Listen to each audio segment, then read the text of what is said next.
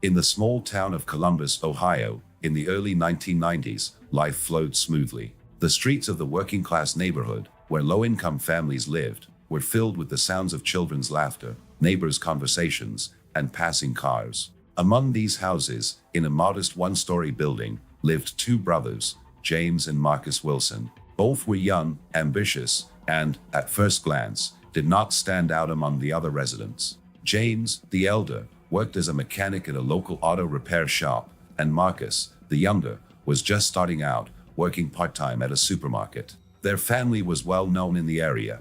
Their mother, Esther, raised her sons alone after the death of her husband, and neighbors spoke of her with respect. But behind the closed doors of the Wilson home, something was happening that none of the neighbors suspected. The secret relationship that connected the brothers went beyond the usual family ties. This relationship, hidden from the eyes of others, began to destroy their lives over time, leading to conflicts that no one could have foreseen. In 1993, one event forever changed the fate of the Wilson family, leaving behind questions that still have no clear answers. This story began with small things, omissions, glances, accidental touches, but ended in tragedy that shook the entire city. Columbus in the early 1990s was a typical mid-sized American city. The economy was in a recessionary slump, and many working-class residents, including the Wilsons, were struggling financially. Esther Wilson, the mother of James and Marcus, worked two jobs, during the day at a laundromat and in the evenings as a cleaner at an office building.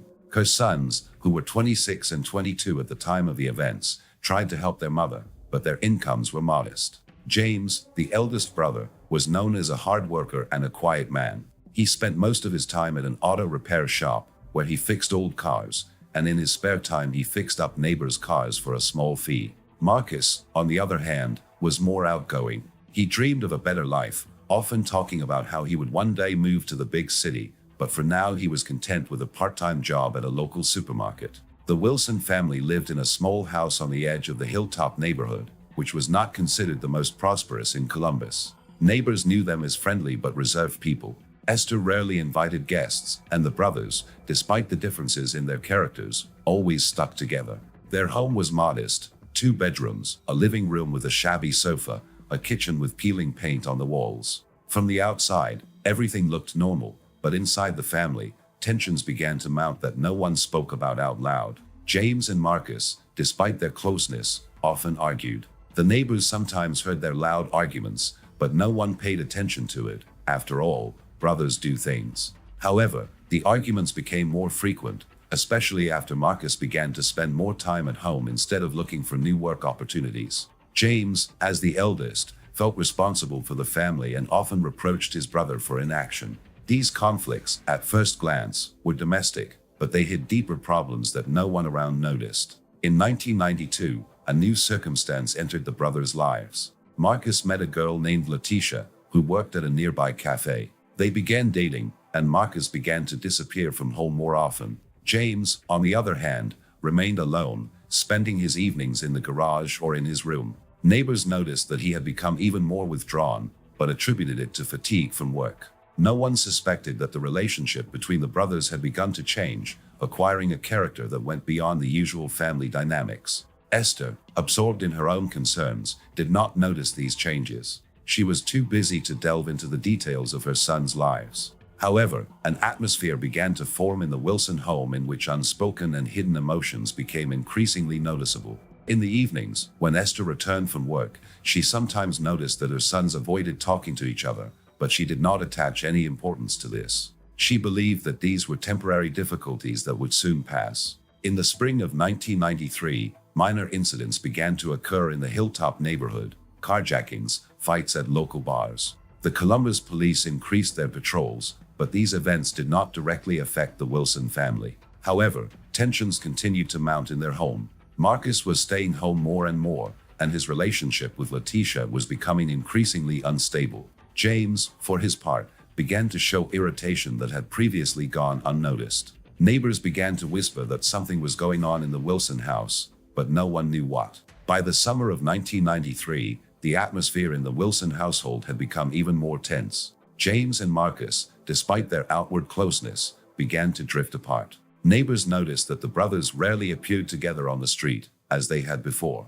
Marcus, who had often talked about his plans to leave Columbus, now spent more time at home, often locking himself in his room. James, on the other hand, began to stay late at the auto repair shop, returning home after his mother and brother had already gone to bed. Esther, exhausted by work, did not delve into the details of their behavior, believing that her sons were simply going through ordinary life difficulties. However, behind closed doors, something was happening that no one around them could suspect. The relationship between James and Marcus was beginning to take on a hidden, personal character. These moments took place in secret, when Esther was at work or sleeping.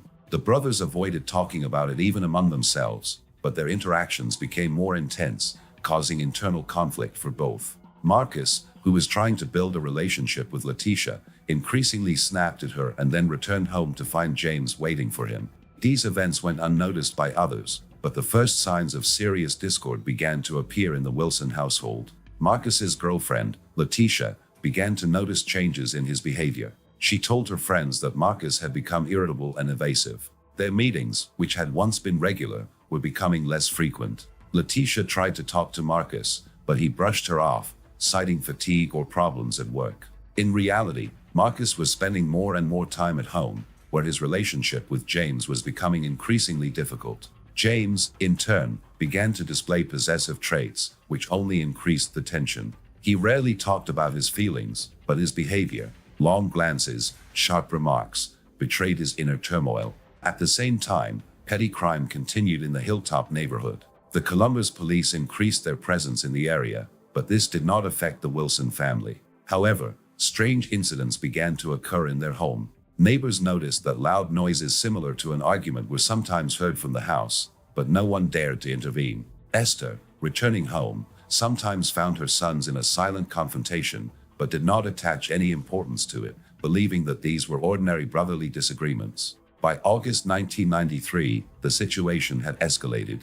Marcus had finally broken up with Letitia, which came as a surprise to their mutual friends. Letitia tried to find out the reason, but Marcus avoided her. After the breakup, he became even more withdrawn, spending almost all his time at home. James, on the contrary, began to show aggression, which was unusual for him. Neighbors noticed that he became more abrupt in conversations and often looked tired. At the auto repair shop where James worked, colleagues noted that he became less focused, sometimes making mistakes at work. Esther, despite her busy schedule, began to suspect that something was going on between her sons. She tried to talk to them, but both avoided talking. An atmosphere of understatement settled in the Wilson household, where each avoided discussing what was really going on. This silence only increased the internal pressure that was building between the brothers. By September 1993, the situation in the Wilson household had become almost unbearable. James and Marcus, previously close, now barely spoke to each other. Their few interactions often ended in harsh words or the silent departure of one of the brothers. Esther, despite her exhaustion from work, began to notice that her sons were avoiding her questions about what was going on. She tried to restore peace in the family, but her efforts were in vain. The home that had once been a refuge for her now seemed full of hidden conflicts. Marcus, after his breakup with Letitia, hardly left the house. He quit his job at the supermarket, citing a desire to find a better job, but instead spent his days in his room. Neighbors noticed that he began to appear outside less often, and when he did, he seemed depressed. James, on the other hand, began to spend even more time in the auto repair shop. His colleagues noted that he often came to work sleep-deprived, and his mood became unpredictable. Sometimes he would break down into petty remarks, which was unusual for him. At this time, the brothers' relationship reached a new level of complexity. Their secret moments, which had previously taken place in secret, were now accompanied by open quarrels. These conflicts remained hidden from Esther and the neighbors, but physical signs of tension began to appear in the Wilson home: a broken chair, cracked dishes. Esther, having discovered these things, questioned her sons, but they brushed them off, referring to coincidences. She did not insist, but her anxiety grew. Meanwhile, minor incidents continued in the Hilltop neighborhood. The police increased their patrols, but this did not affect the Wilson family. However, the atmosphere in their home was becoming increasingly difficult. Neighbors began to notice that James and Marcus stopped greeting them as they used to. One of the neighbors, an elderly Mr. Thompson, once heard a loud argument coming from their home, but did not intervene, deciding that it was a family matter. By the end of September, Marcus was showing signs of restlessness. He called Letitia several times, trying to reconnect, but she refused to talk to him. These failures only made him more withdrawn. James, for his part, became even more abrasive. His co-workers at the body shop began avoiding him, fearing his outbursts. Esther, feeling out of control, tried to organize a family dinner, but her sons refused, citing their busy schedules. There was a growing sense in the Wilson household that something was going to happen. Esther, despite her busy schedule, began to suspect that her sons' problems ran deeper than she had thought. She didn't know how to approach the situation and continued to hope that everything would resolve itself. By October 1993, tensions had reached a fever pitch in the Wilson household. James and Marcus had virtually stopped communicating, avoiding even casual encounters in the common rooms. Esther, who was still trying to maintain a semblance of family unity, began to notice that her sons were behaving as if they lived in different worlds. She repeatedly tried to talk to each of them individually, but James responded in monosyllables and Marcus simply avoided the conversation. The home that had once been a place of comfort now felt alien. Marcus, staying at home most of the time, became even more withdrawn. He stopped answering calls from friends and avoided all contact with the outside world. His room, usually neat, was now a mess, things scattered around, empty soda bottles, an unmade bed. Neighbors who occasionally saw him through the window noticed that he looked tired and absent-minded. At the same time, Marcus began to show an interest in old family photographs, often looking at them alone. Esther, catching him doing this, tried to ask what was going on, but he just waved her off. James, on the other hand, began spending even more time away from home. He took on extra shifts at the auto shop, returning late at night. Colleagues noticed that he became even more irritable, sometimes withdrawing into himself in the middle of a conversation. One of his colleagues, Mike, once asked if he was okay, but James abruptly ended the conversation. On the rare occasions when he was home, he avoided Marcus, preferring to stay in the garage or his room. Esther began to suspect that there was a serious conflict between her sons, but she could not understand the cause. Around this time, vandalism began to increase in the Hilltop neighborhood. The Columbus police increased their patrols, but these events did not directly affect the Wilson family. However, increasingly disturbing incidents began to occur in their home. One day, Esther returned from work to find a broken mirror in the living room. Neither James nor Marcus could explain how this happened. Neighbors also began to notice strange things. One of them, Mrs. Clark, said that she saw James throw something in the trash late at night, but she could not see what it was. By mid-October, the brothers' relationship had reached a point where any interaction ended in open conflict. One day, Esther was at home when she heard a loud argument coming from Marcus's room. She knocked on the door, but the boys fell silent, and then James quickly left the house. Esther, feeling helpless, decided not to intervene, hoping the situation would resolve itself. However, her intuition told her that something serious was brewing. On the evening of October 15, 1993, an event occurred in the Wilson home that changed everything. Esther was on the night shift, and James and Marcus were home alone. Neighbors later reported hearing loud noises that sounded like screams, but no one dared to check what was going on. The next morning, one of the brothers had disappeared, leaving traces in the house that the police later discovered. On the morning of October 16, 1993, Esther Wilson returned home from her night shift and immediately sensed that something was wrong. Marcus's door was ajar and he was missing. James also did not answer when she called him. In the living room, Esther noticed signs of disorder: an overturned chair, scattered papers, and stains on the carpet that she initially assumed were dirt. Concerned, she walked around the house but could not find either of her sons. In a panic, Esther called the Columbus police, reporting her sons missing. The police arrived an hour later. An initial search of the house revealed disturbing details. Stains on the carpet turned out to be blood, and in Marcus's room they found signs of a struggle, a broken lamp and scattered items. The detectives leading the case began questioning neighbors. Mrs. Clark, who lived across the street, said she had heard loud noises coming from the Wilsons' house the night before, but had not dared to check. Another neighbor, Mr. Thompson,